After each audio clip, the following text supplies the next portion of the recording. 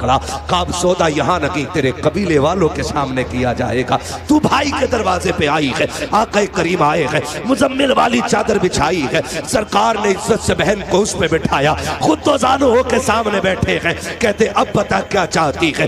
कहते हैं जब मेरे नबी ने इतना कहा अब बता क्या चाहती है, तब हजरत शीमा ने हुजूर के चेहरे को देखा, कहा भैया अपने कैदी लेने के लिए आई हो। अब मेरे नबी के सुनो इरशादात, आका फरमाते सहाबा आज से पहले कोई भी काम किया था तुमसे मशवरे लेकर के किया था, आज मेरी बहन आ गई है, आज मशवरा नहीं लूंगा कि इनको छोड़ना के नहीं छोड़ना के। कहते लाओ जिसके पास जो कैदी है मेरे बहन की ठोकरों पे ला के डाल दिया जाए। एक एक कैदी ला के डाल दिया गया, बहन ने सारे कैदी दे रहा हो। उसके बाद कहा आओ सलमान फारसी तुम हमारे वजीर खजाना हो, बताओ तो सही क्या क्या रखा है। कहा हुजूर यमनी हरीर की चादर है। कहा लाओ बहन आई हुई है, यमनी हरीर की चादर मुस्तफा ने बहन के सर पे डाली है। कहा बिलाल तुम्हें तो पता होगा हमारे पास कितना माले गनीमत है, सरकार 200 बकरियां है। कहा लाओ बहन के नाम पे वो भी पेश कर दी जाए। 200 बकरियां दी है, यमनी हरीर की चादर दी है। और जब जाने लगी है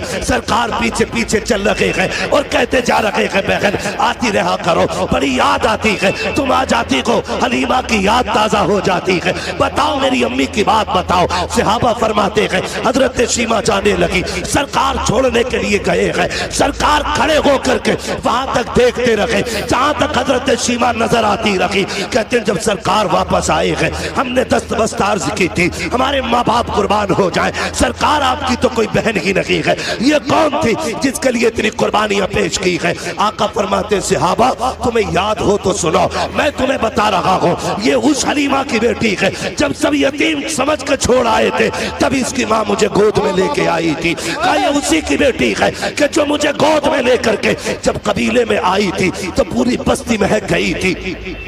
सरकार कहते हैं सहाबा पहचाने का वो जुमला क्या था, अल्लाहुम्मा इब्तिलना मुहम्मदा, उसका क्या मतलब है। मेरे नबी फरमाते सहाबा सुनो, मेरी माँ हलीमा बड़ा प्यार करती थी और उस वक्त बलाओं का दौर था, मुझे घर से निकलने नहीं देती थी। जब सारी बच्चियां चौक में आती थी कबीले बनु साद के अंदर, कोई अपना लाती थी कोई अपना लाती थी और सब ला करके खड़ी होती थी। चूंकि मुझे बाहर ले जाने की इजाजत नहीं थी, मेरी यही बहन सीमा बाहर आती, सब कहते थे सीमा हम अपना लाल लेके आए हैं, तू भी तो अपना लाल लेके आ जा। मेरा नबी दूध पीते के जमाने की बात बता रहा है। कहते एक दिन सीमा आई, मेरी माँ आटा गूंद रही है, आके गले में हाथ डाला, अम्मी एक बार ले जाने दो ना, सब अपने अपने चांद लेके आई है, मैं अपना चांद ले जाना चाहती हूँ। कहते तब हजरत हलीमा ने कहा था सीमा लेके जा रही हो, बेटी मेरे लाल को नजर न लग जाए, संभल के लेके जाना और जल्दी लेके आ जाना। कहते तब हजरत सीमा ने मुझे उठाया और सीने से लगाया,